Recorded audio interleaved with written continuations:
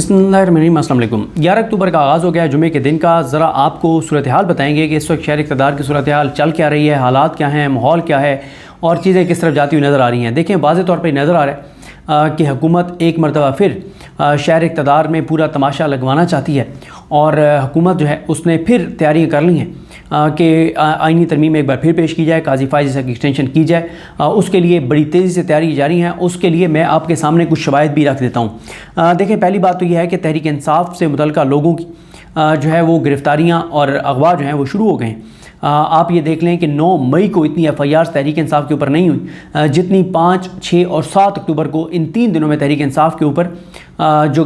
FIRs हुई हैं इतनी 9 मई के दिन भी नहीं हुई थी। तो इसका मतलब क्या है? इसका मतलब बड़ा वाज़ेह है और इसका मतलब ये है कि प्लान कुछ और है। यानी मैं इस प्लान से इत्तफाक नहीं करता कि हुकूमत सरेंडर कर चुकी है और हुकूमत मंसूर अली शाह साहब का नोटिफिकेशन जारी करने जा रही है, ऐसा नहीं है। और एक चीज़ और आपको बता दूं, मेरी इमरान रियाज खान साहब से बात हो रही थी, उन्होंने ये दुरुस्त पॉइंट उठाया। उनका ये नोटिफिकेशन कर भी दें तो लड़ाई 25 तक जारी रहेगी, क्योंकि ये भी हो सकता है कि नोटिफिकेशन जारी करके और सबको रिलैक्स कर दें और PTI के जो MNA सेनेटर साइड पर हैं वो भी सामने आ जाएं कि अब तो नोटिफिकेशन हो गया है मंसूर अली शाह साहब का, लेकिन ये ट्रैप भी हो सकता है। और ये भी मुझे नहीं पता इमरान भाई ने इस पर क्या बात की है, लेकिन मैं तो ये इस चीज़ को भी ट्रैप समझता हूँ जो ये ख़बरें हैं कि हुकूमत ने तय कर लिया है कि नोटिफिकेशन जारी कर दें और बस कर दें, अब नहीं हो सकती काजी की एक्सटेंशन। मुझे ये ट्रैप लग रहा है, मुझे ये ख़बरें ट्रैप लग रही हैं, क्योंकि ग्राउंड रियलिटीज़ कुछ और बता रही हैं। ग्राउंड रियलिटीज़ ये नहीं बता रही कि हुकूमत ने काजी फाइज साहब को एक्सटेंशन ना देने का फ़ैसला कर लिया और मंसूर अली शाह साहब के सामने सरेंडर करने का फ़ैसला कर लिया है। देखें, इंतज़ार हुसैन पंजोता साहब हैं, वो अगवा हैं। इंतज़ार हुसैन पंजोता साहब के अगवा की वजह जो मुझे नज़र आती है वो यही है कि इंतज़ार हुसैन पंजोता उन चीज़ों के सबसे अहम गवाह थे कि इमरान खान ने क्या कहा था, इमरान खान का प्लान क्या था। देखें, एक बात वो है जो बैरिस्टर सैफ साहब कह रहे हैं। बैरिस्टर सैफ ये कह रहे हैं कि इमरान खान ने अली अमीन गंडापुर साहब को ये कहा था कि आपने डी चौक पहुँचना है और डी चौक पहुँच के और बस एहतजाज ख़त्म हो जाएगा। ये बात ख़ुद अली अमीन गंडापुर साहब के बयान से कंट्राडिक्ट कर रही है। जब अली अमीन गंडापुर साहब का एक बयान आया था जब वो पेशावर से रवाना हुए, उन्होंने कहा जी मुझसे राब्ते किए जा रहे हैं, लेकिन मुझसे राब्ते ना करें, वो उधर कैदी नंबर 804 बैठा है, उससे राब्ता करें क्योंकि एहतजाज ख़त्म करने का इख्तियार उसके पास है। लेकिन बैरिस्टर सैफ की बात को कंट्राडिक्ट कोई और नहीं कर रहा। इमरान खान के सबसे बाएतमाद साथी, नज़रियाती साथी इमरान खान के मुराद सईद कंट्राडिक्ट कर रहे हैं। जब मुराद सईद ये कह रहे हैं कि इमरान खान ने जो रिटर्न प्लान दिया था उस पर अमल दरामद नहीं हुआ, ये बात मुराद सईद कह रहे हैं। अब आप खुद बताएं कि मुराद सईद की बात की इंपॉर्टेंस है या बैरिस्टर सैफ की बात की इंपॉर्टेंस है। अब इस चीज़ के सबसे अहम गवाह इंतज़ार हुसैन पंजोता थे जो ये बात बता सकते थे कि इमरान खान जो है वो इमरान खान ने क्या बात जो है वो कही थी, जो कि डेफिनेटली यही कही थी कि एहतजाज जारी रहेगा, एहतजाज ख़त्म करने का इख्तियार सिर्फ इमरान खान साहब के पास था। दूसरी जहाँ तक बात है इंतज़ार हुसैन पंजोता की, वो फोकल पर्सन थे इमरान खान साहब के। जेल में जितनी मुलाकातें होनी थी, मुलाकातें करानी थी, जेल इंतज़ामिया से राब्ते, ये सब कुछ इंतज़ार हुसैन पंजोता साहब के ज़रिए थी। इमरान खान साहब की जो पैगाम रसानी थी अपनी पॉलिटिकल लीडरशिप के साथ, उसमें सबसे अहम और मरकज़ी किरदार जो है वो इंतज़ार हुसैन पंजोता थे, इसलिए उनको अगवा किया गया। फिर इसी तरह से आप देखें ग्राउंड से हमारे बहुत से दोस्तों ने PTI के इस प्रोटेस्ट को कवर किया, दीगर जो एहतजाज हैं उनको कवर किया, चाहे वो मुल्तान हो, चाहे वो फैसलाबाद हो, चाहे वो बहावलपुर हो, चाहे वो लाहौर हो, चाहे ये इस्लामाबाद की तरफ मार्च हो, इसको हमारे बहुत दोस्तों ने कवर किया। लेकिन 2 लोगों ने बहुत ही ज़बरदस्त तरीके से इसको कवर किया। एक हसनैन रफ़ीक नया पाकिस्तान, और उनका चैनल तो इन 7-8 दिनों में नंबर 1 पे था यूट्यूब पे, और बड़ी मेहनत करते हैं हसनैन रफ़ीक और उनकी पूरी टीम। और दूसरा जो है वो आगा शेख सरवर, ये बड़ी ज़बरदस्त रिपोर्टिंग करते हैं। अब देखें कि पहले हसनैन रफ़ीक के घर पे लोग गए और उनको अगवा करने के लिए उनकी फैमिली के साथ बदतमीज़ी की गई, बदतहज़ीबी की गई। उसके बाद अब आगा शेख सरवर को कल जिस तरह से उठाया गया, अभी तक उनको किसी अदालत में पेश नहीं किया गया। मेरी बात हुई थी मियां अली इशफाक साहब से, जैसे ये वाक़या हुआ मियां अली इशफाक साहब से बात हुई थी, उन्होंने कहा था कि वो ये केस लड़ेंगे, और मैंने इसलिए ट्वीट भी किया था कि जो भी हमारे दोस्त आगा शेख सरवर की फ़ैमिली के साथ, उनके वालिद के साथ राब्ते में हैं, वो प्लीज़ उनकी फ़ैमिली को कहें कि मियां अली इशफाक साहब से रब्ता करें ताकि उनकी बाजियाबी के लिए जो है वो कानूनी कार्रवाई की जा सके। और इसी तरह से आप देखें कि इंतज़ार हुसैन पंजोता साहब हैं, उनका केस इस्लामाबाद हाई कोर्ट में जाता है और वो आमिर फारूक साहब अपने पास लगा लेते हैं, और आमिर फारूक साहब के पास जो केस चला जाता है तो उसका आउटकम क्या आता है वो मुझे बताने की ज़रूरत नहीं है। तो कल आमिर फारूक साहब ने आज के लिए यानी 11 अक्टूबर के लिए जो है वो कहा है कि जी एक लेके आएँ वो लेके आएँ, लेकिन होना हमाना कुछ भी नहीं है, आपको भी पता है। हाँ, अगर ये केस मोहसिन अख्तर कैनी साहब के पास होता میاں گل حسن اورنگزیب صاحب کے پاس ہوتا، ارباب محمد طاہر صاحب کے پاس ہوتا، سردار اعجاز اسحاق خان صاحب کے پاس ہوتا، تو پھر صورتحال کچھ اور ہوتی، یا بابر ستار صاحب کے پاس ہوتا۔ بابر ستار صاحب ایسے چھٹی پر ہیں، تو میاں گل صاحب کی بھی ان کو بتایا جا رہا ہے کہ ڈینگی ہو گیا۔ تو بہرحال اگر ان میں سے کسی جج کے پاس ہوتا تو صورتحال مختلف ہوتی، لیکن کیونکہ عامر فاروق صاحب کے پاس ہے تو اب اس کا آؤٹ کم مجھے بتانے کی ضرورت نہیں ہے۔ پھر اسی طرح سے عمر ملک ہیں، تحریک انصاف کے ہیں، تحریک انصاف کے لیے انہوں نے کچھ ان کے ترانے گائے ہیں۔ وہ ان کے والد بیمار تھے اور وہ اپنے والد کی عیادت کے لیے، ان کے پاس رہنے کے لیے وہ بیرون ملک سے آئے، رسک لے کر آئے۔ ان کو پتہ تھا کہ یہاں پہ کارروائیاں جو ہیں وہ ہو سکتی ہیں، مجھے اٹھایا جا سکتا ہے، اس کے باوجود وہ آئے، اور بڑی تکلیف دہ صورتحال ہے کہ ان کو بھی اٹھا لیا گیا ہے، حالانکہ ان کے والد جو ہیں وہ بیمار ہیں۔ اور یہ بات کمپیریزن بھی ہو رہا ہے کہ ایک طرف عمر ملک ہیں جن کو پتہ تھا کہ ان کو اغوا کیا جا سکتا ہے، وہ واپس آئے، دوسری طرف حسن نواز حسین نواز ہیں، وہ جو ہے اپنی والدہ کے جنازے کے لیے، ان کو قبر میں اتارنے کے لیے پاکستان نہیں آئے تھے، اور لیکن یہ عمر ملک جو ہے آیا اور اغوا ہو گیا۔ پھر اسی طرح سے آپ دیکھیں کہ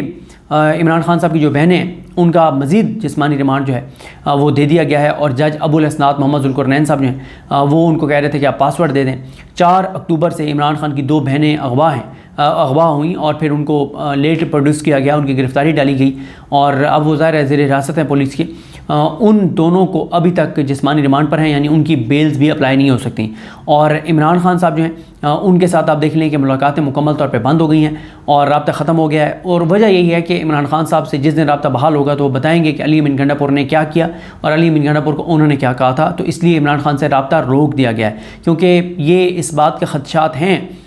کہ جیسے ہی عمران خان سے ملاقات ہوگی تو عمران خان فوراً کہہ دیں گے کہ آپ اسلام آباد کی طرف روانہ ہوں ابھی، اور اسی لمحے سب روانہ ہوں، اس لیے عمران خان سے ملاقات جو ہے وہ نہیں کروائی جا رہی۔ پھر اسی طرح سے بشرا بی بی کی جو ضمانت کی درخواست تھی اس کے اوپر بھی سماعت نہیں ہو سکی۔ عمران خان اور بشرا بی بی کی جو 190 ملین پاؤنڈ میں بریت ہے وہ معاملہ بھی عدالت میں نہیں سنا جا سکا۔ تو ہر طرف سے آپ دیکھیں کہ تحریک انصاف کے ساتھ بالکل وہی رویہ اور صورتحال شروع ہو گئی ہے جو تحریک انصاف کے ساتھ 9 مئی کے فوراً بعد ہوئی تھی، بلکہ بعض چیزوں میں تو 9 مئی سے بھی زیادہ چیزیں سخت ہوتی نظر آ رہی ہیں، اور اس کی جو مین وجہ ہے وہ تحریک انصاف کی باہر جو لیڈرشپ ہے اس کی نرمی ہے، اس کی کمزوری ہے، اور ان کی ایک فیصلہ سازی نہ ہونا ہے، ان کی جانب سے کوئی اگریسو حکمت عملی نہ ہونا ہے، ان کی جانب سے کنفیوژن ہے، ان کی جانب سے ایک بزدلی ہے، ان کی جانب سے پیچھے ہٹنا ہے، اور یہی وجہ ہے کہ حکومت آگے بڑھتی جا رہی ہے بڑی تیزی کے ساتھ، کیونکہ حکومت کو نظر آ رہا ہے کہ تحریک انصاف کے باہر جتنے بھی لوگ ہیں وہ کوئی اگریسو حکمت عملی نہیں اپنا پا رہے۔ پھر اسی طرح سے آپ دیکھیں کہ پی ٹی آئی کے جو ایم این ایز اور سینیٹرز ہیں ان کی فیملیز کے خلاف بہت زیادہ کارروائیاں شروع ہو گئی ہیں، بہت زیادہ کارروائیاں شروع ہو گئی ہیں، اور پوری کوشش کی جا رہی ہے سینیٹرز کو اور ایم این ایز کو توڑنے کی۔ اور پھر ایک طرف تو یہ کارروائیاں ہو رہی ہیں، دوسری طرف نواز شریف کے پاس بلاول کو بھیجا گیا ہے اور پیپلز پارٹی کو مولانا کے پاس بھیجا گیا ہے۔ اچھا یہ کیوں ہو رہا ہے؟ اب اگر انہوں نے جو بھی نمبر گیم پوری کرنی ہے یا انہوں نے آئینی ترمیم کرنی ہے، ان کی ملاقاتیں تو بنتی نہیں ہے نا۔ چلے مولانا کے ساتھ تو بنتی ہے ملاقات، پیپلز پارٹی اور نواز شریف کی ملاقات تو بنتی نہیں ہے، بلاول کی اور نواز شریف کی تو ملاقات بنتی نہیں ہے۔ پھر یہ کیوں ہو رہا ہے؟ دیکھیں میری یہ اسیسمنٹ یہ ہے کہ اس لیے ہو رہا ہے کہ اصل میں تو بندے پیچھے توڑنے کی کوشش کچھ اور ہو رہی ہے، یعنی ان کی فیملی کے ساتھ جو کچھ ہو رہا ہے، پی ٹی آئی کے لوگوں کو توڑنے کی کوشش کی جا رہی ہے، بلیک میلنگ ہو رہی ہے، سارا کچھ ہو رہا ہے ان کی فیملی کے ساتھ، ان کے اپنے ساتھ، ان کے کاروبار کے ساتھ جو بھی کیا جا رہا ہے۔ ان کو ایکٹیو اس لیے کیا گیا ہے کہ تاثر یہ ملے کہ یار یہ دیکھیں نا، یہ پولیٹیکل پارٹیز کوشش کر رہی ہیں، نون لیگ اور پیپلز پارٹی کوشش کر رہی ہیں نمبر گیم پورا کرنے کی۔ اور پھر آپ یہ بھی دیکھیں، کیا آپ کو نہیں پتا، مجھے نہیں پتا کہ لوگ کیسے لوٹے بنائے جا رہے ہیں؟ تو جب کہ بلاول زرداری جو ہے وہ اونرشپ لے رہا ہے کہ ہاں اگر لوٹوں سے بات بنتی ہے تو بنا لینی چاہیے، کیونکہ آئینی ترمیم میں اس وقت ضروری ہے۔ تو یہ اس لیے جو ہے وہ ان کی جو ہے وہ ملاقات کروائی جا رہی ہے۔ بسم اللہ الرحمن الرحیم، ایاک نعبد و ایاک نستعین۔ الحمدللہ مجھے نہایت خوشی ہے کہ ہمارے صوبے کے اندر ایک ہمارا پشتون روایت کے مطابق ایک جرگہ ہو رہا تھا، اور پوری پشتون قوم کا ایک جرگہ تھا، جس کے اوپر وفاقی حکومت نے اپنے ڈائریکٹ اقدامات کر کے، جو آئین میں ان کو ایک اختیار ہے، لیکن ہر اختیار اس لیے نہیں ہوتا کہ انسان اس کو استعمال کرے، وہ استعمال کرتے ہوئے پرامن لوگوں پر اس جرگے کی شروعات سے پہلے جو ہے شیلنگ کی گئی، اور اس کے بعد نہایت ہی افسوسناک بات یہ ہے کہ فائرنگ کی گئی، جس میں 4 نوجوان شہید ہوئے، 10 زخمی ہوئے، اور 2 اس میں سیکیورٹی فورسز کے بندے بھی زخمی ہوئے۔ اور ہمارے صوبے میں جہاں ہمیشہ سے ایک بات ہوتی ہے امن کی، کہ امن ہی ہمارا ایک بہت بڑا مطالبہ ہے، کیونکہ ہمارے لوگوں نے اسپیشلی جو مرڈ ڈسٹرکٹس ہیں ان ایریاز نے بہت زیادہ سفر کیا ہے، اور میں یہاں پہ ضروری سمجھتا ہوں یہ بتانا کہ پوری پاکستانی قوم کے لیے ایک بہت بڑی قربانی دی ہے، اپنا گھر چھوڑنا،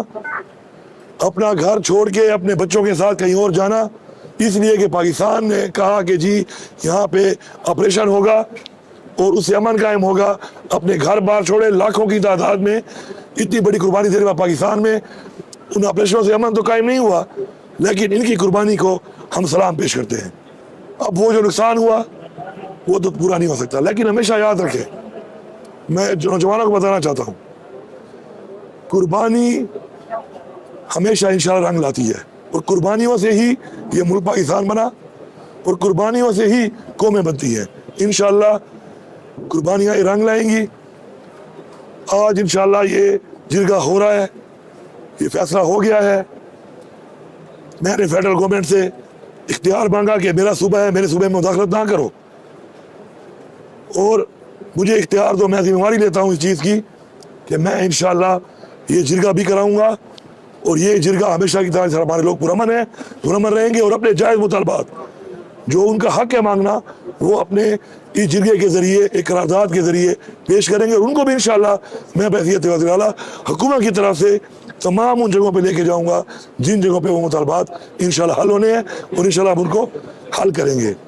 جرگہ کل سے شروع ہے، اس جرگے کا میں میزبان ہوں، یہ جو پوری قوم ہے یہاں پر وہ منتظمین میں ہے، اور جتنے بھی ہمارے پورے پاکستان سے لوگ آ رہے ہیں وہ ہم سب کے مہمان ہیں۔ انشاءاللہ وہ آئیں گے، یہاں پہ بیٹھیں گے، مشاورت کریں گے، بات کریں گے، اپنے اپنے علاقے کے مطابق اپنے وہ مطالبات